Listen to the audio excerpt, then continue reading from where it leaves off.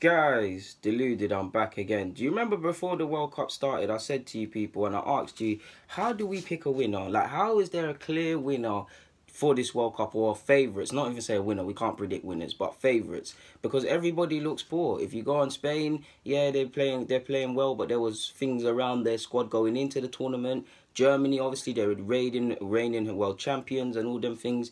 But if you look at their qualifying and their friendlies really, they were going without a win, and it seemed like there was a lot of media pressure and things like that. Brazil, while there was an air of doubt, they were convincing in regards to how they were winning games and the way they qualified. Belgium haven't played anybody of note, but obviously for their German players. France, there's question marks, you guys know already. So yeah, there was all question marks, especially in regards to the big nations prior to the World Cup. The World Cup started, and long story short, was still no way. France, I mean, ultimately they're handling their business and winning their games. But what have they got? 2 wins? I'm so sure they got 6 points. But forgive me if I'm wrong on that.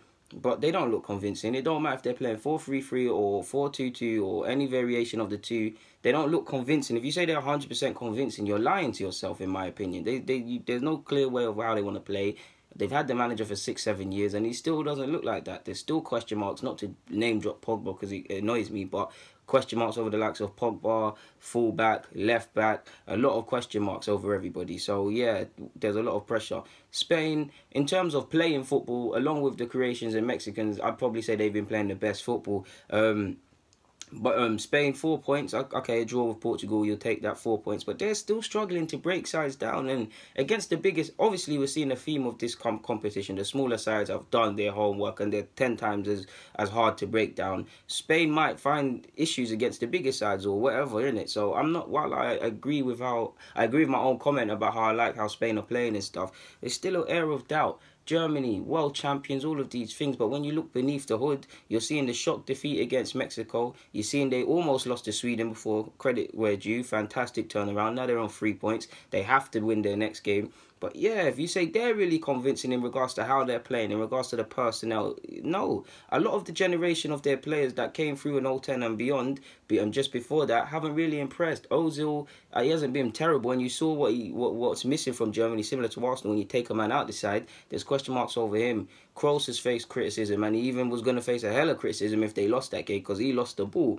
Hummels was dropped. Boateng was piss poor. Rudiger wasn't much better. Muller's, who I tipped to be a kind of dark horse for this tournament, I'm pretty bad at predictions, has been anonymous. Mainly the senior players that you're looking to have been anonymous. I mean, Hummels is out there giving talks about why Sane's not in this side and blah, blah, blah, and you're not doing your own job. So it's poor, man. It's poor. Especially the defense is shambolic. There's no clue of what people are doing. Boateng and Hummels in the Mexico game, pushing up, diving in, getting skimmed. It's like they're more interested with ball playing than actually defending. So that's Germany. So Germany look a bit rubbed in my opinion. Like you've obviously got Brazil.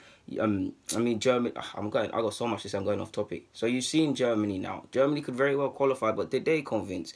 Obviously Spain. I've just said Spain. France. You get where I'm coming from, and they still have it. It's still not convincing, but it's 6 wins at the end of the day. Belgium will see when they qualify, and play some more reputable oppositions. To be fair to them.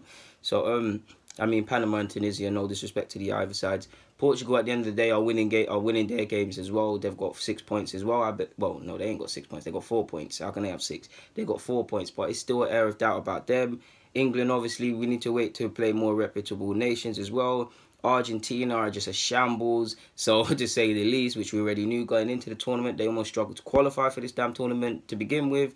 So there is an air of doubt. Like, how do we pick a winner? It feels like this could be the most unpredictable World Cup yet in terms of a winner. We might have a shock. I mean, we can't draw too many conclusions from the group stages because the nitty and gritty is the last 16, quarters, semi, those who will play in the third place, them man there, because it's finer margins. You get what I'm saying?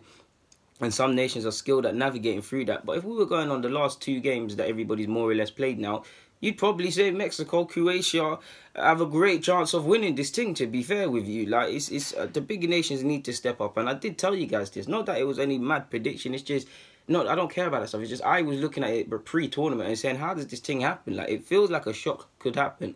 And more reason to aid the case in a shock. I mean, we're seeing Donald Trump. We're seeing bad Brexit. We're seeing bad things in society nowadays.